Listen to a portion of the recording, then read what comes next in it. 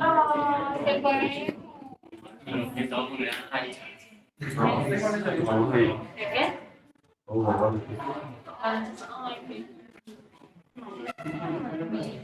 Igual soy pésimo, pero que sí. Vamos. Desde quiero. Desde quiero.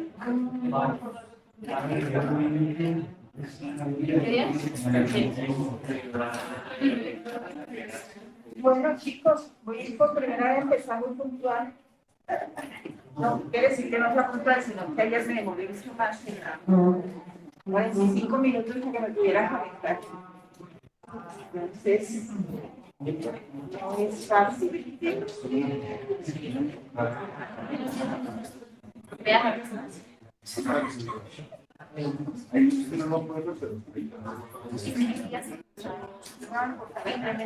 Yo voy a la clase. Ahí los chicos me ven. La tecnología. Bueno, chicos, espero que pronto recuperemos nuestra normalidad. Que vamos a hacer las clases presenciales con todos. Hay conocimientos que solo se adquieren en el aula.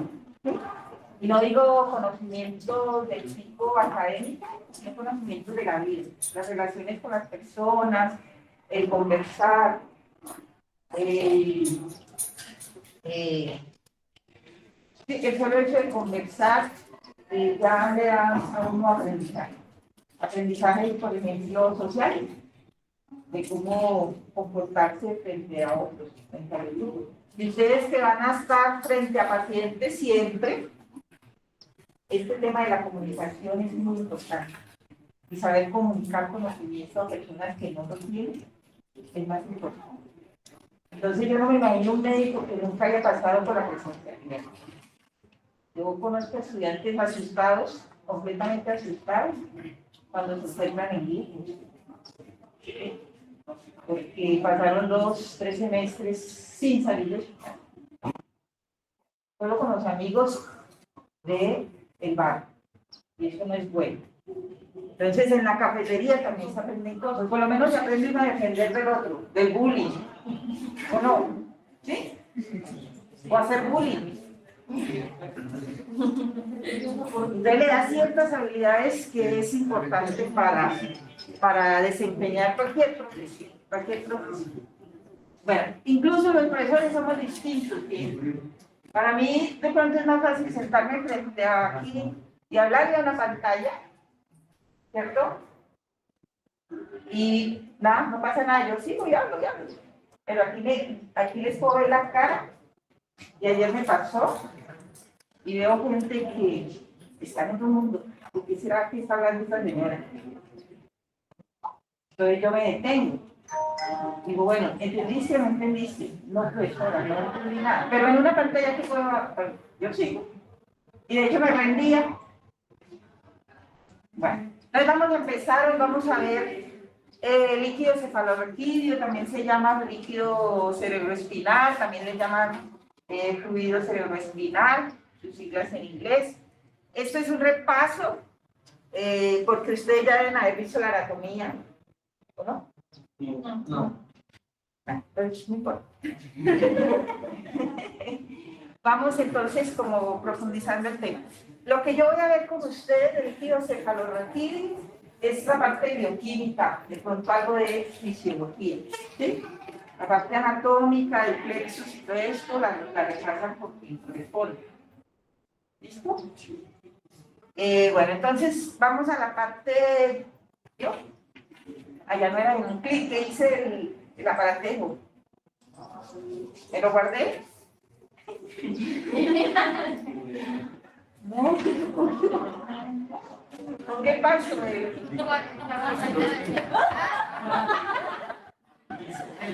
Nada que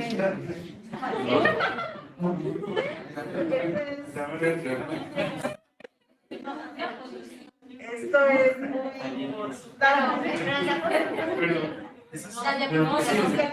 Tiene que darle allá. Ah, es acá. Ah, alguien debería hacer sí. bueno, ¿no? Pues yo me hago aquí al ladito, ¿no? Pero, Pues está más fácil por el micrófono para los chicos. acá el micrófono. Bueno, yo me hago acá, no hay problema. Entonces, fíjense que este problema que en la virtualidad es de una sola persona, aquí se convierte en un problema de grupo, ¿cierto? Esas son las cosas agradables de la presencialidad. Entonces, el objetivo y los resultados de aprendizaje, o sea, ¿qué es lo que quiero que aprendan de ustedes hoy del tema que les traje? Y además estoy dejando porque se va. Es lo siguiente. ¿Sí? Vamos a estudiar el líquido cefalorraquídeo desde su composición, solo bioquímica, ¿sí? Desde su composición. Ya que vamos a ver qué tiene proteínas, todos los elementos celulares. Y lo vamos a comparar con los otros líquidos que tenemos en el organismo. Y ahí vamos a fijar el conocimiento. De tal manera que ustedes, desde su conocimiento, tienen que poder describir el líquido cefalorraquídeo. Cualquiera que yo pare aquí me debe decir cuál es la composición del líquido cefalorraquídeo, composición bioquímica, ¿sí? Algunos aspectos fisiológicos, como cómo se forma el líquido cefalorraquídeo, y algunos aspectos clínicos, porque vamos a compararlos con otros líquidos y nos va a poder determinar, de una vez se los digo, el líquido cefalorraquídeo. El análisis del líquido cefalorraquídeo puede decirme que algunas enfermedades que padecen los pacientes, ¿sí? Entonces se convierte en un biomarcador. Ese es el conocimiento de hoy. Entonces el líquido cefalorraquídeo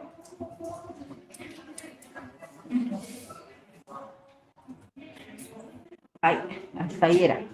El líquido cefalorraquídeo, ¿sí? Desde las flechitas en rojo, por estos sitios anatómicos está circulando, entonces por eso le llaman la tercera circulación. ¿Cuál es la primera?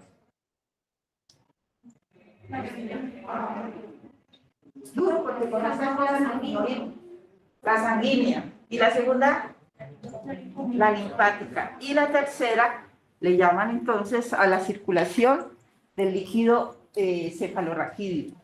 ¿Listo? Tercero. Se le conoce también como una solución nutriente, porque ella es la encargada de llevar toda la nutrición al cerebro y además recoger los desechos. ¿Sí? Este sistema se comporta más o menos de manera similar al sistema renal, ¿sí? Y uno podría hacer unas asociaciones muy ligeras entre el plexus, la parte anatómica donde supuestamente se genera el líquido, y el glomérulo. El glomérulo, ¿cierto? Y las funciones que tiene el riñón y el líquido cefalorraquídeo. El riñón también ayuda a eliminar sustancias, a crear sustancias. Lo mismo pasa con el líquido cefalorraquídeo, entonces se hace esa comparación, pero no son idénticos, nunca. ¿Sí? Los sistemas no son idénticos. Ok, mis famosos mapas, ¿recuerdan? Primer año, ¿sí? Les traje aquí todo el metaboloma de bioquímica y muchos pusieron una cara de que yo me voy de aquí. No, pero sí aprendieron mucho, miren. Estos son los componentes que se han detectado en el líquido cefalorraquídeo. Hay unos componentes que pueden ser diferentes a lo que hay en el plasma, pero otros no. Pero básicamente los componentes son los mismos, si ustedes recuerdan las vías. Por ejemplo, cuerpos cetónicos. ¿Sí? ¿Qué bien?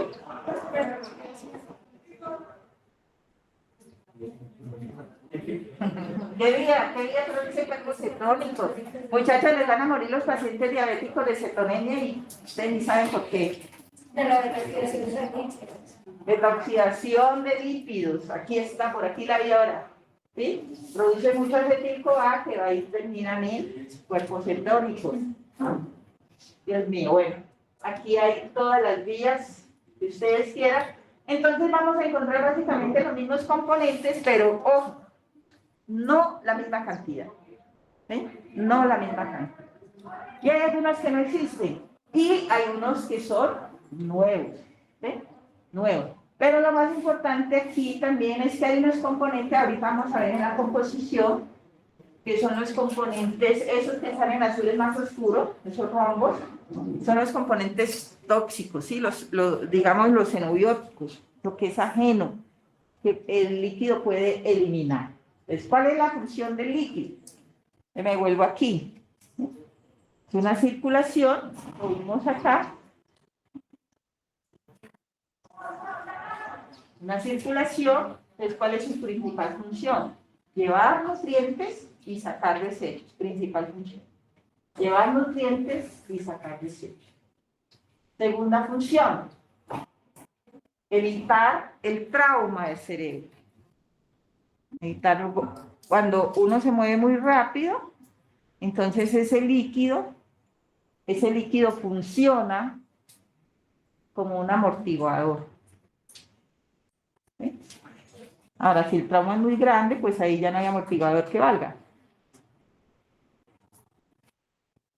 Elimina y produce y elimina. ¿Cierto? Transporta cosas que posiblemente allá no se producen, pero que llegan de otros sitios del organismo. Y aquí vamos introduciendo los conceptos, que es el flujo pasivo. ¿Recuerdan difusión pasiva? ¿Recuerdan qué difusión?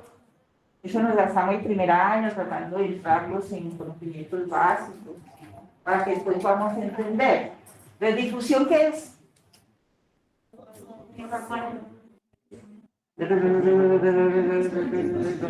Aprovechen ese tapabocas para no decir nada.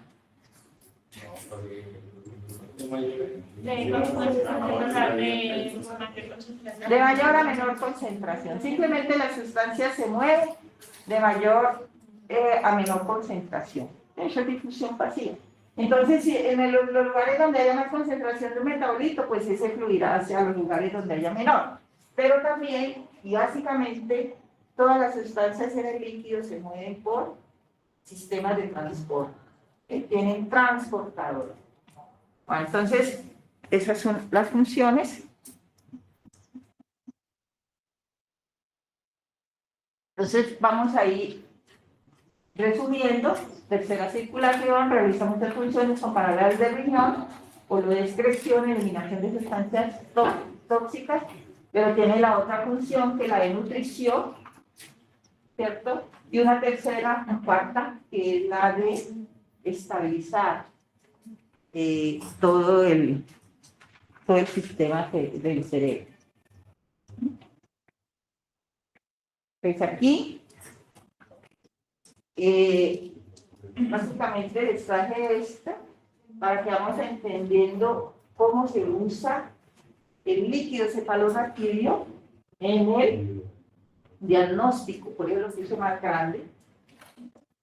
Si se hacen pruebas bioquímicas que existen ya, pruebas bioquímicas, yo creo que eso lo van a ver con el doctor Padilla. Uno puede diagnosticar diversas enfermedades en el líquido cefalorraquídeo, sobre todo pues enfermedades del tema cerebral, ¿sí? Y algunas enfermedades metabólicas que son las dos últimas clases que vamos a ver. Ahorita organizamos cómo vamos a trabajar. Entonces la podemos usar como diagnóstico, ¿sí? Diagnóstico de enfermedad. Ok, vamos a meternos en esta. En histología, no han visto. Pero el plexus ya lo vieron. Y me dejan a mí eso, yo no sé de eso. Bueno, existe el plexus poroideo, es una especie de órgano, ¿cierto? Que hay en el cerebro, y tiene una composición celular, que es lo que a mí me interesa, de la siguiente forma. Tiene un epitelio, ¿sí? Con una serie de células y otras células que se llaman las células, bueno, el epitelio también son células fenestradas. ¿Qué significa fenestrada? Que tiene huequito, es como un colador, pero con huequitos selectivos, ¿sí? Entonces, a través de ese colador va a pasar los líquidos. Algunos pasan y otros se quedan, y otros necesitan transporte para mover. Entonces está aquí, los capilares, etcétera, etcétera, y esta célula se aísla. Este es el plexus, este es un pedazo del plexus, y esta es una célula. Y lo que quiero mostrarle aquí es cómo funciona el pelo. Entonces esta es la célula, y la célula tiene una cara que ve hacia los ventrículos, y tiene una cara que ve hacia el líquido, hacia, ¿cómo se llama? Bueno, hacia la célula cerebral, ya me fue el tema. ¿Listo? Y en cada una de esas células, de esas caras, tiene distintos transportadores. De tal manera que se hace asimétrica la célula. ¿Qué significa asimétrica? ¿Sí? Que el flujo hacia un lado no es el mismo que el flujo hacia el otro lado. Porque si los flujos eran iguales, entonces terminarían en equilibrio. Y recuerden que nosotros nunca estamos en equilibrio. Y las células en equilibrio significan que son células que murieron. Entonces, fíjense que hay una serie de transportadores que ustedes ya conocen. La famosa bomba sodio-potasio. ¿Sí? La mencionamos en algunas, en fisiología la deben haber mencionado muchísimo. Que saca potasio, perdón, que saca sodio y entra potasio.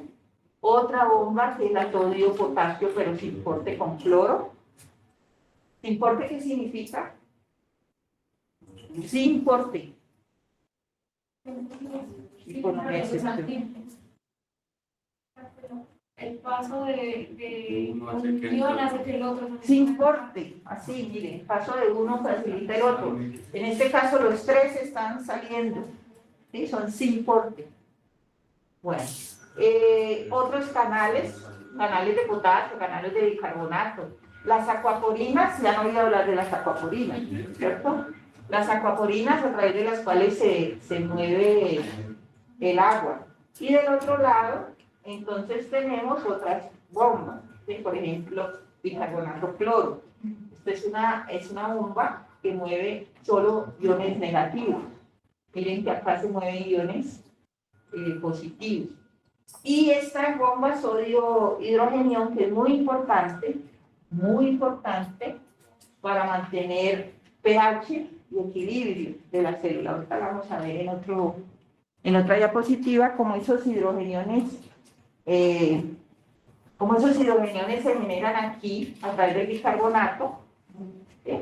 Para poder entrar sodio, porque aquí lo estamos sacando. ¿Se dan cuenta? Pero si no hay nada que entre sodio, pues perderíamos sodio en la célula. Bueno, ese es como los mecanismos de transporte que este se llama fluido esencial, que no lo encontré ahora en la anterior, ¿cierto? Les dije que una cara que da hacia los ventrículos, ¿sí? Y una cara que da hacia el líquido intersticial. Así que no la encuentro. Entonces, de nuevo, ese plexus es altamente irrigado. Tiene sus vasos altamente irrigado. Y también, obviamente, el cerebro está altamente irrigado. Aquí están las neuronas.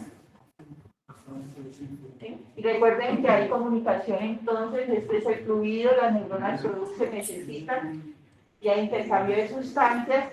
Y lo que hace es, estas células, que los que están virtual no ven cuando usted señala una imagen, entonces, porque no es como que le ponen ¿aquí? un punto y con el mouse. Sí, ¿Mejor acá? igualmente nosotros lo veríamos acá.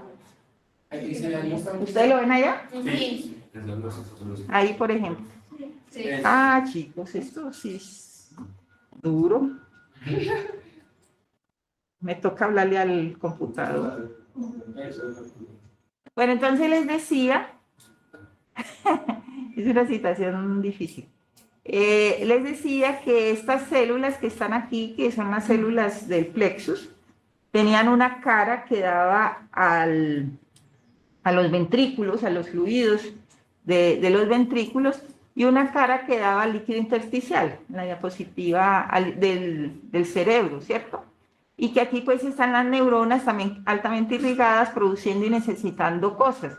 Pero la función de ese líquido intersticial, como ven estas flechitas aquí, es el intercambio de sustancias, o recoge desechos para ir a eliminar, o después lleva sustancias. Y eso lo hace a través de ¿qué? A través de todos esos sistemas de transporte que vimos ahorita, ¿sí? A través de esos sistemas de transporte. Y aquí está mostrando algunos de los ejemplos de las cosas que podrían eliminarse, ¿cierto? Como los productos, algunos aminoácidos que no se necesiten. Recuerden que hay neurotransmisores aminoácidos y el metabolismo de esos neurotransmisores, la degradación de esos aminoácidos que son neurotransmisores, pues tiene que ser eliminada. Y algunos iones, como lo vimos en las células, en la diapositiva anterior, que se necesitan. Entonces volvemos aquí, solo para recordarles la estructura de la célula, ¿sí? Y los sistemas de transporte que hay para mantener el equilibrio de iones. Equilibrio de iones, recuerden que no significa que es la misma cantidad de iones de un lado que a otro, sino diferentes, pueden ser diferentes iones, pero se mantiene la carga. ¿Listo? Bueno, entonces aquí tenemos diferente la bomba sodio-potasio, la cloro-sodio potasio que se importe, etcétera, etcétera. ¿Sí? Y les mencionaba que esa bomba sodio-protones, esta que está aquí, sodio-protones, es muy importante para mantener todo este resto de bombas funcionando. Y entonces lo que hace es sacar protones. ¿Pero de dónde trae esos protones? De transformar el bicarbonato, ¿sí? De transformar el bicarbonato. Nosotros producimos CO2 más agua, produce bicarbonato más hidrógeno, el hidrógeno sale, y esa enzima que hace esto se llama la anidrasa carbónica. Es muy importante en el plexus, la anidrasa carbónica, para poder mantener todo el sistema de bombas de transportadores, si así lo quieren, funcionando. ¿Sí? Tengo como una o dos más diapositivas, siempre es para recordarles que este sistema de transportes que están aquí es muy importante, son muy importantes para las células fenestradas, para las células del plexus, ¿sí? Aquí nuevamente nos lo vuelven a recordar, que la enzima más importante de este sistema iónico es la anidrasa carbónica, porque nos permite tener la electrogenicidad de la célula y funcionando las bombas.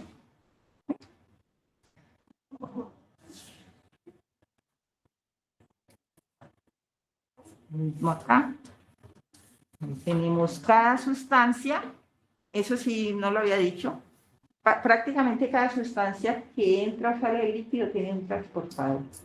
Recuerdan que hay una barrera hematoencefálica, ¿no?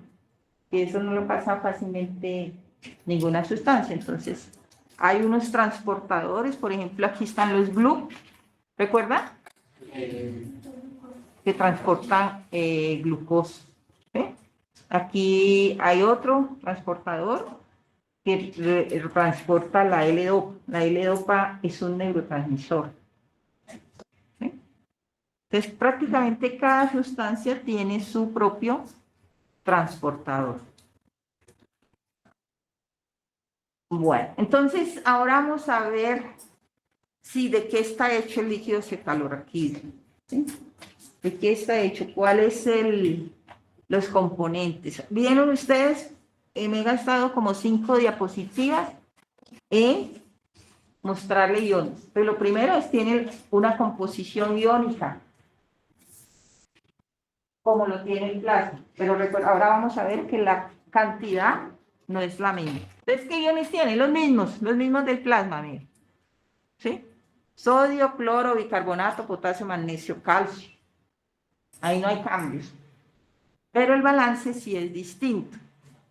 Tiene vitaminas, sí, como el plasma, pero el balance no es distinto. De las vitaminas más abundantes en el líquido cefalorraquídeo, ¿verdad que usted no ve? Es el folato. ¿Sí? ¿Tiene aminoácidos? Sí, distintos, sobre todo los aminoácidos que sirven de precursores para los neurotransmisores. ¿Sí? Y hay aminoácidos que no son muy abundantes, entonces nos va a permitir, cuando están muy abundantes, también nos va a permitir entender, ¿sí? Entender que hay una enfermedad, sobre todo en los temas metabólicos, de enfermedades metabólicas. ¿Tiene péptidos y proteínas? Sí. Recuerden, casi todas transportadas de manera activa, con sus transportadores. Y aquí sí, de una vez les voy diciendo que la cantidad de proteínas es mayor o menor. Menor. Prácticamente el líquido cefalorraquídeo es agua. Estoy exagerando. ¿Sí? Si uno viera la composición, ahorita la vamos a ver. La comparamos con un tubito de líquido y un tubito de plasma. Este se ve espeso, oscuro, mientras que este se ve muy claro. Pero ahí están todos los componentes. Lo que pasa es que en el plasma también hay muchas células, muchísimas, y en el líquido cefalorraquídeo no. El número de células, voy a irlo a mostrar más adelante, empieza a descender. Miren, aquí los estoy comparando los tres, el líquido cefalorraquídeo, el plasma. Este EDTA significa que se tomó con anticoagulante para evitar que se formaran coágulos y se pudo hacer el análisis. Y la orina. Y este numerito que hay aquí significa la cantidad de familias de metabolitos que hay. ¿Sí? No el número de metabolitos específicos, sino, por ejemplo, miren, el negro significa aminoácidos. Entonces hay el 143, es lo que estamos mostrando aquí, 143 familias de aminoácidos, no 143 aminoácidos. ¿Sí? Entonces hay 143 familias, por ejemplo, de glutamato, por decir, de aminas, aminoácidos aminas. ¿Sí? Bueno, entonces, esta es la composición y ustedes pueden ahí a simple ojo ver cuál es el mayor porcentaje de cada una. Por ejemplo, la rosadita que se ve aquí, esta, ¿sí? Es la composición del líquido, de lípidos, perdón. Entonces, si uno se va aquí, entre el plasma y el líquido cefalorraquídeo, la composición de lípidos difiere, es mayor en plasma. En términos generales, si ustedes ven, la composición de todas las familias es menor en líquido cefalorraquídeo que en el otro. Pero encuentren entre los tres, ¿cuál serían las diferencias básicas?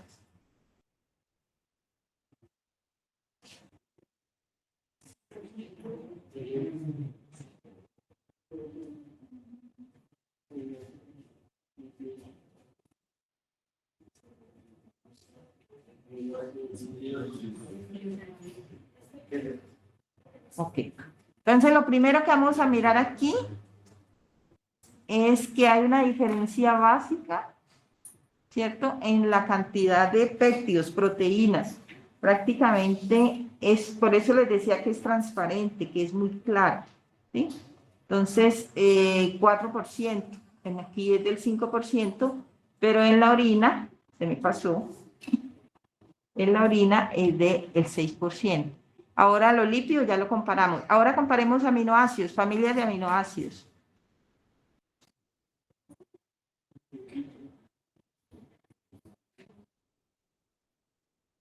La familia de aminoácidos en el líquido cefalorraquídeo es mayor. ¿Por qué? ¿Por qué creen ustedes? Sí, es mayor, es el 33%. Líquido cefalorraquídeo.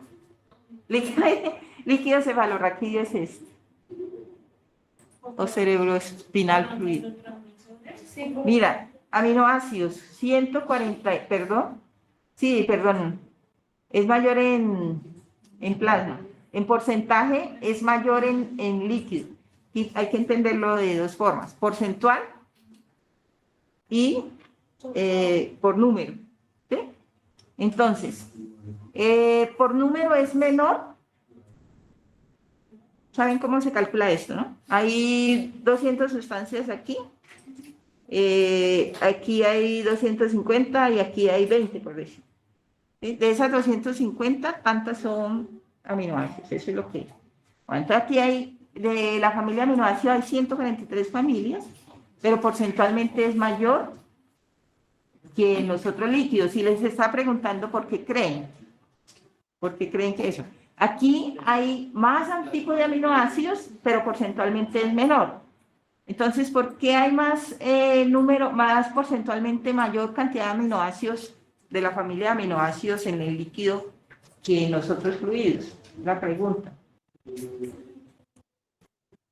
¿Sí? Por los neurotransmisores. Acuérdense que hay neurotransmisores que son aminoácidos o de familias de aminoácidos. Por ejemplo, la L-Dopa no es un aminoácido, pero es de la familia de los aminoácidos. ¿Sí? Entonces, por eso el porcentaje aumenta. ¿Listo? Bueno, yo quería mostrarles aquí algo más. Alguien lo mencionó, que era el naranja. ¿Sí? Violeta, que es su naranja. Diablos. Violeta, bueno, depende de mi capacidad visual. Entonces, para mí es naranja, no, mentira, violeta. ¿Sí? Que son los xenobióticos, las sustancias que son externas que hemos consumido, ¿sí? Y que se convierten en, digamos, pueden ser sustancias tóxicas. Entonces, fíjense que en el líquido en el líquido, también existe y su función es eliminar. Muy bien. Eso es en términos porcentuales. Ahora vamos a ver en el diagrama de Venn. El diagrama de Venn son tres esferitas, cuando yo estoy comparando tres sustancias, ¿sí? Y entonces, esta parte de cada uno, por ejemplo, es lo que es propio de ellos, ¿sí? Lo que es propio de ellos. Entonces, por ejemplo, propio de líquido cefalorraquídeo solo hay 22 familias. Y eso es muy importante para los temas de investigación. ¿Sí? ¿Por qué? Porque yo puedo investigar y seguro que voy a encontrar sustancias que son marcadores de enfermedades que no las voy a encontrar en los otros, entonces no me puedo confundir. Entonces no puedo saber, ahí puedo claramente saber si es una enfermedad cerebral o si es una enfermedad de riñón o si es una enfermedad de sangre, de los componentes que están aquí. Entonces, estos son propios de él, no los tiene ningún otro, ¿sí? Común con orina, estas 34 familias. Común con plasma, estas 106 familias. Y común con los tres, en los tres, 273 familias. Eso es lo que dice un diagrama de él, ¿sí? Entonces, la investigación se está enfocando, en el líquido cefalorraquídeo se está enfocando en estas 22. Porque es lo que me puede decir a mí, mire, está dañado ya su sistema nervioso, está dañado su cerebro, porque estas 22 sustancias que no aparecen en ninguna otra parte son las que están alteradas. ¿Sí? Muy bien, vamos avanzando y entonces vamos a ver ahora sí cuáles son las cosas que difieren. Lo puse en rojo, proteínas por mililitro. Entonces aquí hay otro sistema de normalización. Acá era un sistema de normalización porcentual. Me explico. Yo puedo decir en porcentaje que hay tantas personas, ¿sí? Y de estas personas son 3 son hombres, 4, 5 son hombres, entonces es un porcentaje. ¿Listo? Entonces eso es lo que está hablando. Ahora vamos a normalizar por otra medida que es volumen. Volumen de líquido. ¿Cuánto es el volumen de líquido cefalorraquídeo? No lo he dicho en ningún momento, ¿verdad? No. ¿Cuál es? ¿Alguien sabe? Similar, como 7 litros al plasma. ¿Más poquito o más? 450 mililitros nomás. Muy bien. Entonces, fíjense, la composición en proteínas, comparadas con el plasma, la composición en proteínas en general es mucho más baja, 0.025, ¿sí? Este es de 7 y este es de 2. A ver, la que usted no ven aquí. 0.025, o sea, primera conclusión de los componentes del líquido. Proteínas, más bajo que cualquier fluido. ¿Sí? Más bajo que cualquier fluido.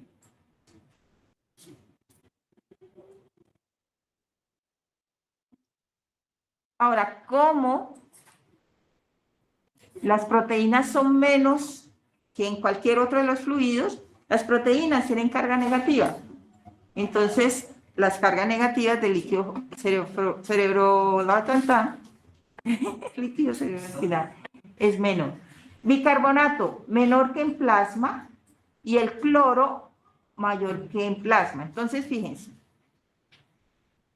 como tenemos que mantener las cargas balanceadas, si se baja bicarbonato, se tiene que aumentar otra carga negativa. ¿Y qué otra carga negativa aumenta? Pues cloro. ¿Sí? Tenemos básicamente dos cargas negativas. El fosfato también es negativo. Pero que manejemos para el equilibrio de carga y electrolítico, cloro y bicarbonato. Dos cargas negativas. Entonces, si una carga baja, la otra tiene que subir. Pues lo mismo con las cargas positivas. El magnesio se baja, es muy bajito en el líquido cefalorraquídeo, ¿sí? Entonces, va a balancearse un poco con potasio y el máximo componente, que no lo puse aquí, perdón, es el sodio. Entonces, se tienen que equilibrar entre magnesio, potasio y sodio para dar las cargas positivas que necesitamos hacer. Aminoácidos en general, ustedes ya vieron, más altos que en plasma, ¿sí? Y todo en consecuencia de que tenemos aminoácidos que son neurotransmisores. Y las inmunoglobulinas, que son altísimas en plasma, pues en el líquido cefalorraquídeo son bajitas. En general, las inmunoglobulinas son proteínas. Entonces, si las proteínas están bajas, pues las inmunoglobulinas son bajas. ¿Sí? Ahora nos vamos con valores más precisos. No necesariamente lo tienen que aprender, ¿sí? Sodio, similar. Potasio, más bajito, ¿sí ven? Calcio, más bajito. Siempre estoy refiriéndome al líquido cefalorraquídeo. Magnesio, mucho más bajito. O sea que la composición iónica realmente es más bajita en términos generales. La composición iónica es más bajita en líquido cefalorraquídeo que en los otros líquidos. ¿Sí? Cloro es el más alto que en plasma. Y el bicarbonato yo diría que es como más o menos igual, aunque es un poco más alto. Todo tiende a bajar. Miren la glucosa, también, apréndanse. ¿Sí? Menor. Entonces, ¿qué tenemos menor de las sustancias importantes que maneja nuestro organismo? Proteínas, ¿sí? Glucosa y ¿qué? Y potasio. Esos tres nos lo aprendemos: proteína, glucosa y potasio. Y ahora van a ver que los componentes celulares son nulos también, o sea, no hay células, entre 0 y 5 células por campo. Cuando yo estoy en el microscopio y hago un extendido de líquido cefalorraquídeo, eso se llama campo. ¿Sí? Se pueden contar las células. En el plasma bueno, espero que hayan ido a ver un microscopio alguna vez. En el plasma son muchas y en el líquido cefalorraquídeo puede uno no encontrar 0 o encontrar máximo 5 células.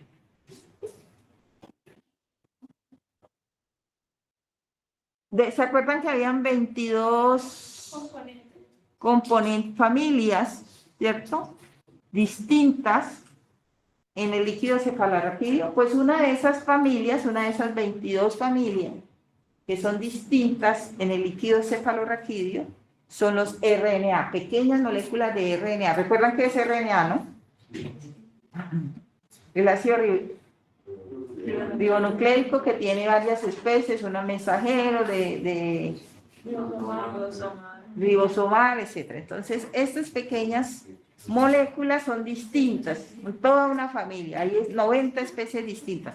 Todavía no se sabe qué están haciendo, si son de interferencia, si son de mensajeros, etcétera, pero ya está avanzando el tema, ¿sí? De nuevo aquí, para recordarles dónde está la glucosa.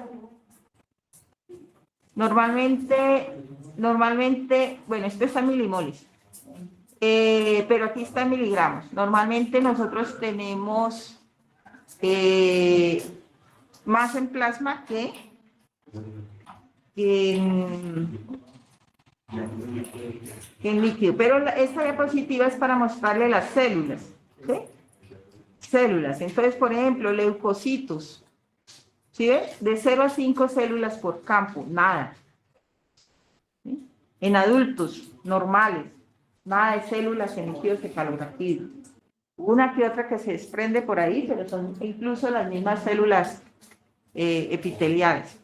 En neonatos, como hay mayor recambio, pueden aumentar el número de células. Si se hace un contagio diferencial de esas células, pues ahí está, ¿cierto? Que se dividen en linfocitos, monocitos, neutrófilos, y es diferente entre niños y adultos. Pues nada de células. Aquí de nuevo, aquí tengo las células blancas, las células rojas, la glucosa y las proteínas, ¿sí? La composición según la edad del niño. Entonces también van a manejar eso. Y en las metabólicas, esto es muy, muy importante, estos datos, para poder comparar cuando un niño tiene una enfermedad metabólica, ¿sí? Por ejemplo, una galactosemia. Entonces uno, por ejemplo, la composición de galactosa en líquido y la composición de galactosa en sangre, digamos, esa relación le dice a uno si el niño tiene verdaderamente una galactosemia. ¿Sí? Entonces, fíjense, los blancos, nada, poquitos, ¿sí? Muy poquitos por campo. Todas las células, incluso las rojas, muy poquitas por campo. La glucosa es la mitad, casi la mitad de lo que normalmente tiene uno en plasma. Esto está en milimoles, ¿sí? Por eso es 2.8, pero si lo pasamos a gramos es como 40, 50. Y las proteínas también son muy poquitas.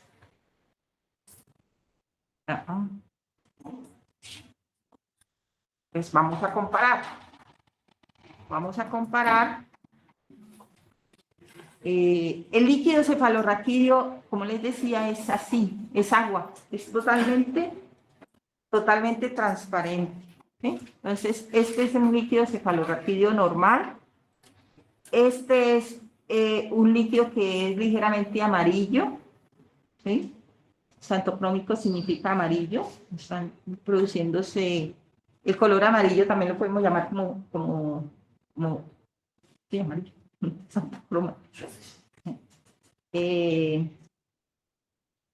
como lipídico, ¿cierto?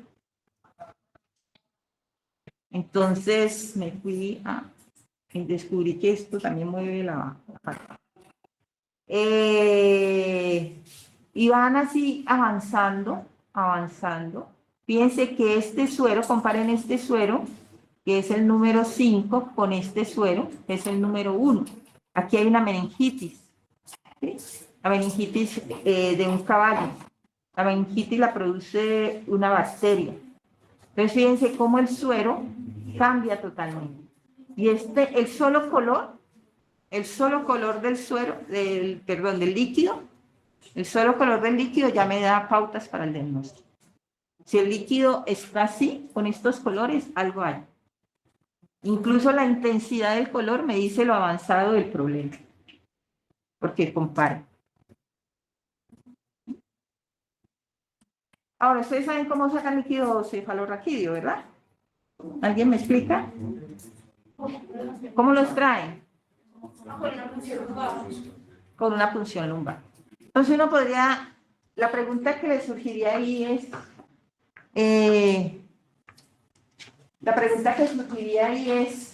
¿y si el líquido se pone si se pone santocrómico? O sea, si se pone de color, pues, amarilloso o rojizo, podría ser que la punción estuvo mala y hubo una lección, ¿cierto? Y el líquido se contaminó con sangre. Podría ser. Entonces, ¿cómo salgo de la duda? Tienen que hacer tomar 4, o sea, hacen la punción y toman 4 muestras. ¿Sí?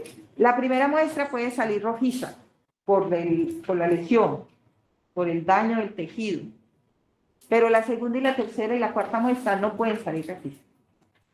¿Sí? Si las 4 muestras, como pasó aquí con este señor, esta es una muestra de un paciente con hemorragia subaranoidea.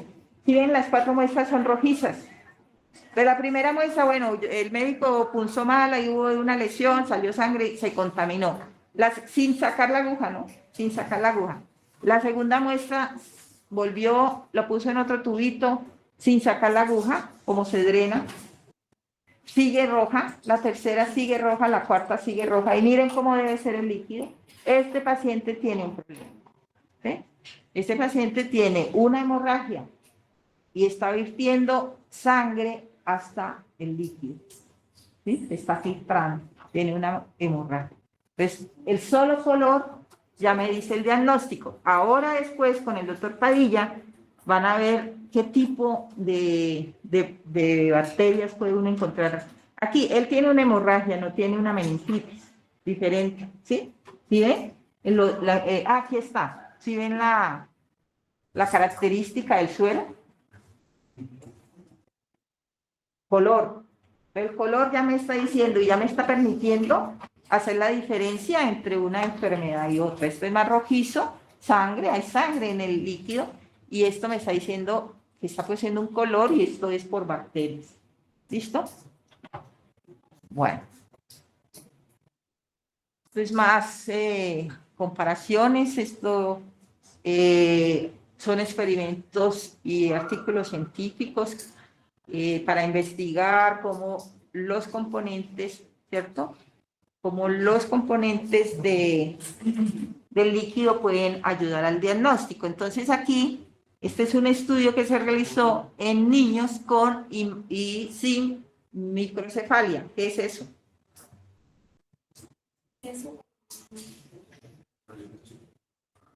¿Sí? Y les midieron, por ejemplo, las inmunoglobulinas. ¿Sí? IgM, IgA, IgC, etcétera, IgG, perdón, etcétera, etcétera. Tenían niños controles. Y miren cómo varía. Vamos a fijarnos solo en la media. ¿Cómo varía?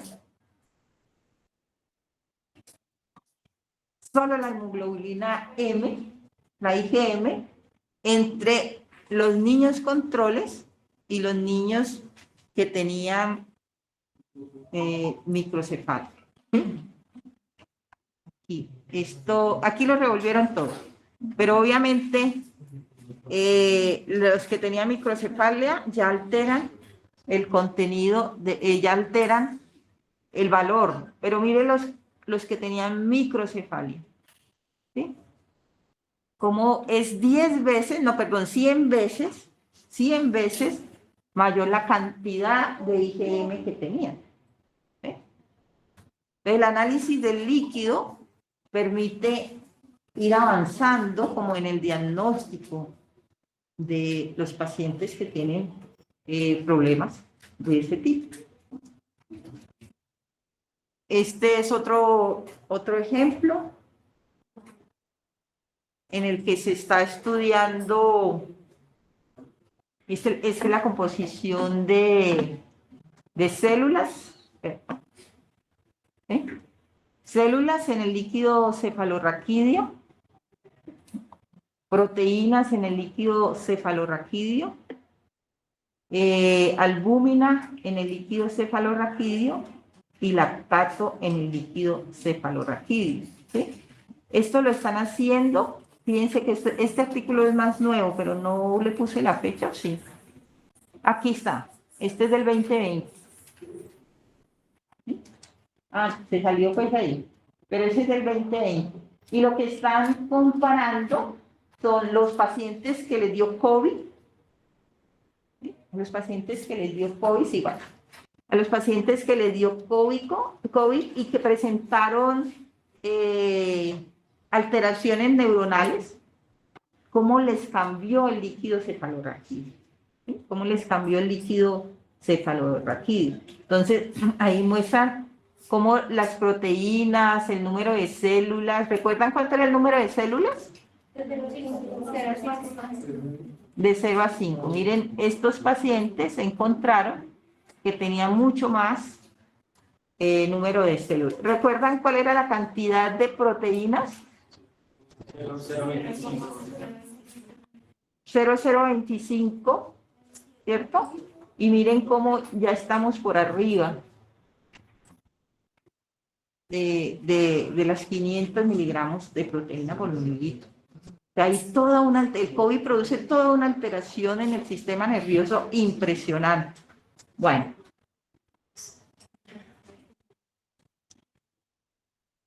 Ok, entonces esta es de las cosas que vamos a ver en las dos últimas clases, que son las enfermedades metabólicas y la relación del contenido. Ese es mi hijo. El contenido de los metabolitos en estas enfermedades metabólicas, ¿sí? Esta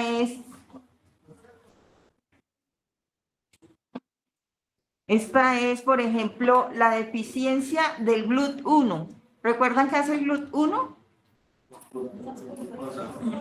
Transporta glucosa, lo vimos ahorita. ¿Dónde está transportando glucosa? Ahí lo vimos, en el líquido cerebrovascular. O sea, en el plexus el transportador de glucosa es el GLUT1.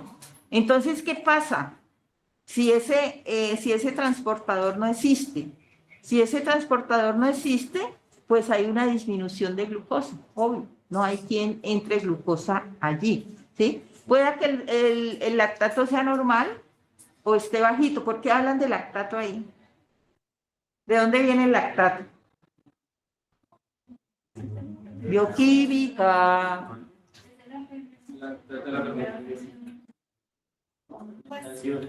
De hacer procesos sin respiración. No, todos sin respiración no. Sin oxígeno mejor. ¿Sí? Glucosa, piruvato, lactato, cuando no hay oxígeno. ¿Sí? Aquí no hay glucosa, pues tampoco debe haber lactato. ¿Listo? Entonces se baja el lactato. Aminoácidos como la serina. ¿Sí? Entonces me voy con que es la clásica hiperglicinemia. La glicina es un neurotransmisor, ¿sí? Pero también es un aminoácido proteico.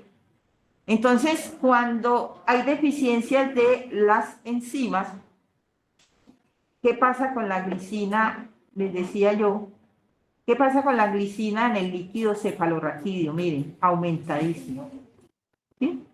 Y en el plasma, aumentadísimo. Entonces, uno hace una medición de glicina en líquido cefalorraquídeo y en plasma, y esa relación le dice sí o no. Si esa relación está aumentada hacia tener más glicina en líquido cefalorraquídeo que en plasma, es una hiperglicinemia clásica, ¿sí? Este es un trabajo que hicimos acá en el laboratorio. Esta es una placa de cromaduro en vidrio, y uno le pone un poco de gel y corre la sangre del paciente y unos estándares, ¿sí? Este es nuestro paciente, estos dos, y este es un individuo normal, ¿sí? Este 8. Entonces miren la mancha, la corrimos 4 veces para asegurarnos, ¿sí? Y fíjense que aquí la corrimos al medio y aquí completa, o sea, diluimos la sangre. Y fíjense la mancha tan impresionante de glicina que tenía, era una pacientica, falleció. Y miren, un niño normal, ¿sí? La glicina es muy poquita lo que hace. Entonces, como esa mancha estaba tan aumentada, pues el diagnóstico permitió decirle que era una hiperglicemia, pero pues ya el tratamiento fue muy tardío. El problema es encontrar el diagnóstico. Bueno, ya esto que les estoy mostrando lo vamos a detallar más allá, porque estas son cómo se alteran todo el contenido, ¿cierto?, de los parámetros bioquímicos del líquido cefalorraquídeo en la enfermedad. Como por ejemplo en una meningitis aguda, miren aquí una meningitis aguda, vamos a ver las células, meningitis agudas, aquí miren las células, el número de células. ¿Sí? Cuando es viral, miren el número de células, cómo se alteran. Por eso es muy importante conocer lo normal, de 0 a 5. Si yo ya tengo más de 1000, algo pasó ahí. ¿Sí? Tengo de 10 a 1000, algo pasó. Mire cómo se van alterando en las distintas enfermedades. Miremos la hemorragia. ¿Sí? Miremos la hemorragia, miremos aquí las proteínas totales, que eran muy bajitas en el líquido, aquí están aumentadas. Miremos la relación glucosa, ¿cierto? También todo se va trastornando, de tal manera que el líquido cefalorraquídeo sirve de, digamos, de biomarcador. Otra enfermedad, encefalopatía hepática, o sea, el hígado está llevado. ¿Sí? Y acuérdense que el hígado es el que, por ejemplo, el hígado es el único que produce el ciclo de la urea. Y si el hígado está dañado, entonces la urea nos aumenta, no la podemos eliminar, porque no hay quien haga urea. El riñón la elimina, pero el que la hace es el hígado. Y si el hígado está dañado, entonces todo ese amonio, recuerdan que la urea se produce del amonio por desaminación, transaminación de los aminoácidos del ciclo de la urea, entonces esos aminoácidos forman urea. Pero ese grupo amino, esos aminoácidos, si no hay quien lo recoja, pues evidentemente se va acumulando. Aquí está. ¿Sí? Entonces ese grupo amino, que es por desaminación, transaminación de los aminoácidos, se acumula y produce todo, esa encefalopatía produce todo un cambio metabólico en el líquido cefalorraquídeo. Entonces lo que están diciendo aquí, que con color azul, metabolitos deficientes, lisina, alanina, no hay quien haga transaminación, desaminación, ¿sí? Deficientes, aspartato, lisina, y en color blanco, cosas que no cambian, pero lo que quiero mostrarles con estos colores es que todo el metabolismo cambia. ¿Sí? Todo lo que daña el hígado finalmente va a dañar el cerebro. Eso es lo que me está diciendo esta diapositiva. Bueno, y así podríamos encontrar muchísimas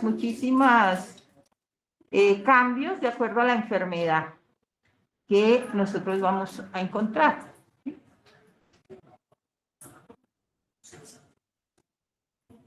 Bueno, entonces ahora vamos a hablar de cómo vamos a trabajar el resto de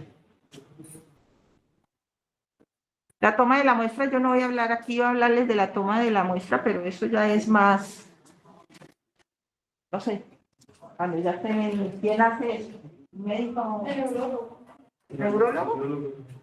Ya para tener una especialización, ya la cosa es distinta. Bueno, entonces, ¿cómo vamos a trabajar? Ustedes, yo les doy la próxima clase, que es de neurotransmisores en general, neuronas, y le reparto unos temas. ¿Sí? ¿Los chicos me están viendo? Y me están oyendo. Sí. Y le reparto unos temas. Les voy a dar la libertad de que ustedes se agrupen. Máximo 4, aprendan a contar. 1, 2, 3, 4. Profesora, que 5, no. 1, 2, 3, 4. A menos que me quede uno impar de 3. ¿Sí? Máximo 4. Ustedes escogen. Como, bueno, difícilmente se conocen, pero sí han tenido tiempito. Yo les paso el tema que van a tratar y la pauta, la guía con la que van a hacer ese tema. ¿Sí? Porque necesito que precisen algunas cosas de ese tema. Y lo exponemos aquí. Y de ahí sacamos una nota. Una nota la dan ustedes a sus propios compañeros. Una nota la tomo yo a través de un quiz. ¿Cómo hacemos con los chicos que están afuera? El quiz para ellos, sí. Pues les monto el quiz, ¿no? Sí. Bueno, yo me la invento ahí. En una plataforma. de la universidad. Ah, sí, yo monto las preguntas ahí. Listo. Pues nosotros lo hacemos desde aquí. Lo difícil es que yo las monte porque es sobre lo que ustedes expusieron. O sea, el quiz tiene la intención de que ustedes respeten a sus compañeros y les pongan la atención. Porque podemos hacer como un documento en donde nosotros tenemos preguntas y Si quieres, grupo que expone haga preguntas de lo que Porque es que si no se distraen, ya están hablando allá un par de amigos míos que ni quiero oír. Pero la idea es que cuando uno expone, el otro lo escucha y aprende. Bueno,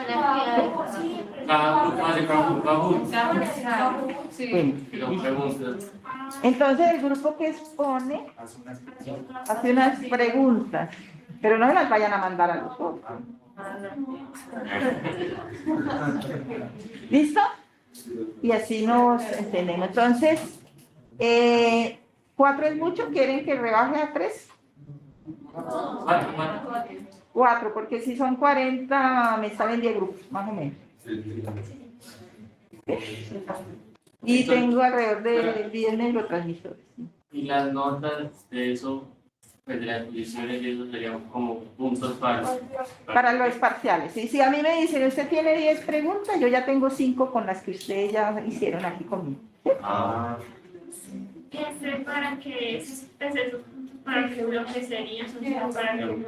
Depende de cómo vamos avanzando. ¿Sí? Se reparten entre los parciales.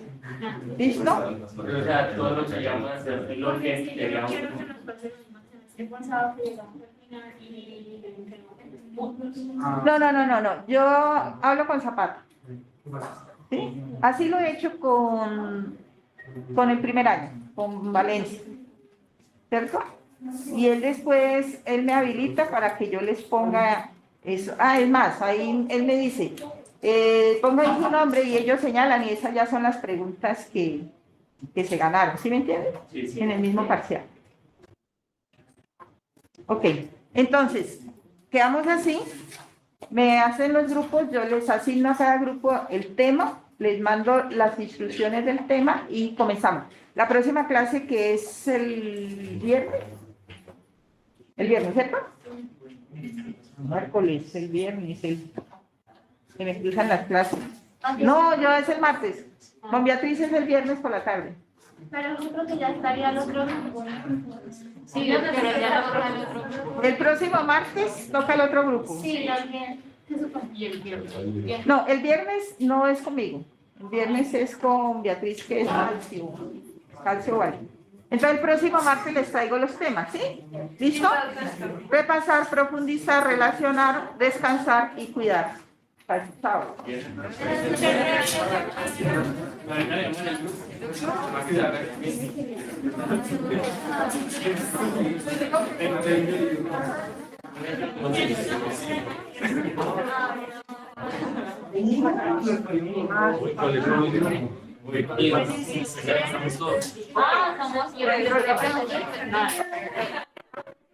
Sí, gracias. Sí. Sí, señor. ¿Qué pasó? Organícense, envíenme mi correo. Yo. Ustedes me los mandan la lista por...